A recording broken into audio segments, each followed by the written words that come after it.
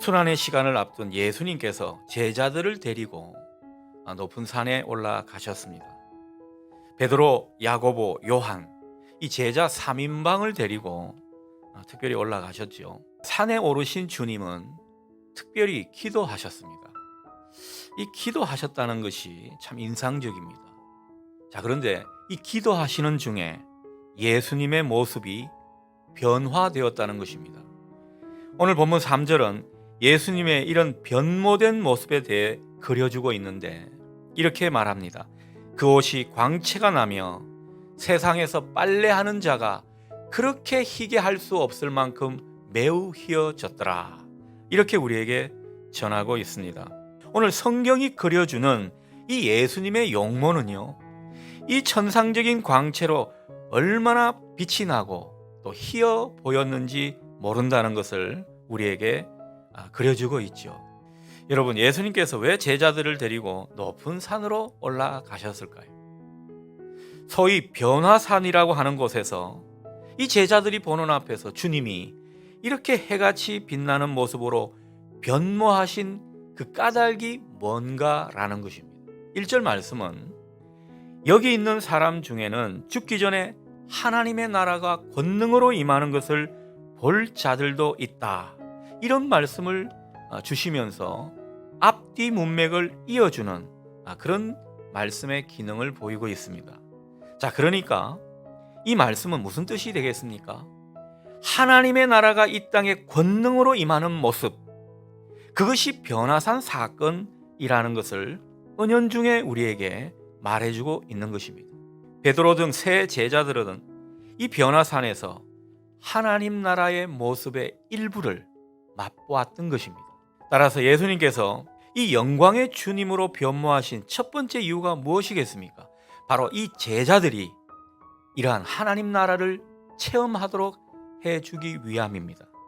오늘 본문의 제자들은 그런 가운데 영광의 주님을 보았고 뭔가 신비하고도 거룩한 체험을 하게 된 것입니다. 여러분, 우리가 신앙생활하면서 뭔가 신비한 영적인 체험을 하는 것, 우리 신앙과 인생의 참 중요한 요소입니다. 왜 그렇습니까?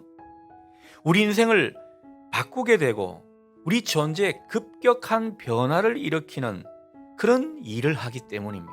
우리 신앙이 깊어지고 또 우리가 하나님의 부르심에 더욱 깊이 응답하게 되려면 이러한 영적인 체험, 하나님 나라 체험에 대한 그런 사건이 우리 가운데 있어야 한다는 것입니다. 우리는 우리 존재 가운데 하나님을 깊이 느낄 때가 있습니다. 어떤 분은 꿈과 환상을 통해서, 어떤 분은 깊은 깨달음으로, 또 어떤 분은 찬송하며 주님을 노래하는 가운데, 또 어떤 분은 오늘 주님처럼 깊은 기도를 하는 가운데 주님을 보게 되더라는 거죠. 주님의 음성이 들려오고 또 하나님이 주시는 그 사랑의 온기, 사랑과 그 평화의 기운이 내 온몸을 감싸는 듯한 그런 전율을 체험하게 되는 것입니다. 주님을 깊이 만나는 이 신비한 체험 속에서 우리는 인격이 깨어지고 내 견고한 자아가 부서지는 이런 경험을 하게 되는 것입니다. 그래서 인생이 달라지고 그 존재에 큰 변화를 이루게 되는 것이죠. 아무튼 초월적인 영적인 체험, 우리 존재를 두텁게 하면서 우리 신앙의 깊이를 더하게 하는 것입니다. 여러분, 우리 신앙생활 때로는 강렬한 영적 체험이 필요합니다. 우리가 예배를 드리거나 기도를 드리게 될 때 이런 영적인 체험에 대한 갈망을 갖고 하나님 나라를 구하는 여러분 되실 수 있기를 바랍니다. 주님의 음성을 듣기를 사모하고 주님 만나는 귀한 예배 되게 해 주시옵소서. 이런 사모하고 줄인 영혼으로 하나님 앞에 준비될 수 있는 여러분 되시기를 바랍니다. 자, 예수님께서 영광의 주님으로 변모하신 또 다른 이유는 당신의 진정한 모습을 보여주시기 위함입니다. 제자들은 변화산에서 주님의 진정한 모습을 보았습니다. 주님은 변화산에서 영광의 주님으로 변모하셨습니다. 그 고난의 주님이 바로 영광의 주님이라는 거죠. 이것을 제자들에게 몸소 보여주신 것입니다. 그러니 십자가의 주님, 그분이 부활의 주님이고 고난의 주님이 바로 영광의 주님이다. 우리는 이 주님의 두 가지 모습이 하나임을 알고 고백하게 되는 것이죠. 주님의 이런 빛나는 얼굴과 광채, 이런 것을 경험한 제자들, 오랫동안 주님의 그 용모, 빛나는 그 주님의 용모가 그 마음 가운데 꺼지지 않는 빛으로 밝혀지고 남아 있었습니다. 그들이 나중에 성령을 받고 주님을 위해 시련과 고난을 당할 때 절망하지 않았습니다. 주저앉지 않고 당당하게 일어서면서 기쁨으로 주님의 뒤를 따를 수 있었던 그 힘은 다른 데 있지 않았습니다. 이 변화산 산상에서 영광의 주님을 보고 그 영광의 주님으로부터 빛을 받았기 때문에 우리가 신앙하면서 십자가의 길을 가고 때로는 자아가 죽어야 하는 그런 고통의 자리가 때로는 우리를 기다리고 있습니다. 고통스러운 고난의 길, 광야길 같은 인생이 우리를 마주하게 되더라는 것이죠. 그런데 그러한 때에 우리가 영광의 주님을 보고 그 주님의 빛이 우리 속에 있다면 우리는 그 고난에 처한 내 자신을 잊을 수가 있습니다. 그 인생의 무거움도 털어낼 수가 있는 것입니다. 영광의 주님을 맛보고 경험한 사람은요, 광야길 같은 인생길에서도 얼마든지 승리할 수 있습니다. 영광의 주님을 아는 빛이 이 속에 있으면요, 영광의 주님이 나와 함께 하신다는 확신도 있기 때문입니다. 그러므로 예수를 믿는다는 것, 영광의 주님으로부터 빛을 받아 살아가는 것이라 할 수 있겠습니다. 마지막으로 예수님께서 변화산에서 영광의 주님으로 변모되신 까닭은 주님의 말씀에 순종하도록 하시기 위함입니다. 오늘 7절 말씀을 보십시오. 너희는 그의 말을 들어라. 7절의 이 말씀, 너희는 그의 말을 들어라. 하나님이 중재하시며 당부하신 것은 주님의 말씀을 듣고 주님의 말씀을 따르라는 것입니다. 이것은 하나님 나라를 운영하는 데 있어서 중요한 원리를 말씀하고 있는 것입니다. 여러분, 하나님 나라, 이 하나님 나라의 왕은 누구십니까? 영광의 주님이십니다. 그렇다면 이 하나님 나라를 다스리는 이 지배의 원리는 무엇입니까? 바로 주님의 말씀입니다. 주님의 말씀은 예수님의 정신, 예수님의 뜻, 예수님의 가치를 우리에게 전해주고 있는 것입니다.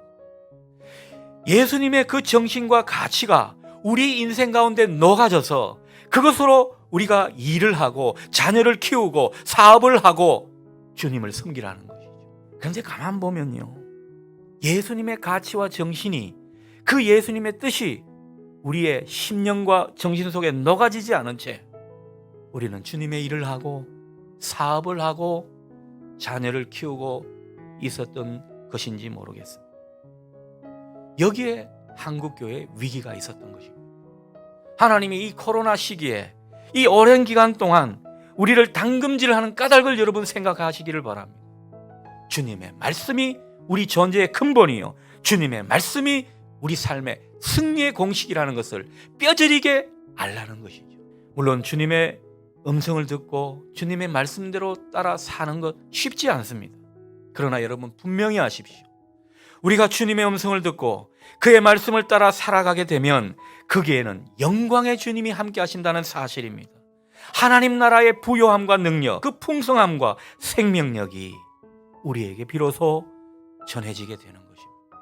우리가 주님의 말씀에 순종할 때 영광의 주님이 또렷이 보이게 되더라는 것이죠. 그러니 여러분, 다시 한번 마음을 새롭게 해서 주님의 말씀을 따르십시오. 주님의 음성을 듣기를 좋아하십시오. 그분의 말씀과 가치를 따르기로 작정하십시오. 아마 우리 주님께서 여러분의 모든 인생을 책임져 주실 것입니다. 지금부터 영원토록. 변화산의 주님의 모습, 오늘날 우리 교회의 모습이 되면 좋겠습니다. 8절을 보십시오. 주님의 모습이 바로 드러나는 교회, 오직 주님만 보이는 교회, 이런 교회를 우리가 꿈꾸어야 합니다. 이런 교회는 주님의 광채가 빛나고 사람들이 주님의 빛을 계속 공급받아서 작은 천국을 이루는 교회의 모습이 되겠습니다. 아무쪼록 저와 여러분에게 이 변화산 체험과 같은 영적인 체험을 통해 오직 주님만 보이고 주님의 말씀에 기꺼이 순종하는 이 은혜가 우리 모두에게 있기를 축원합니다.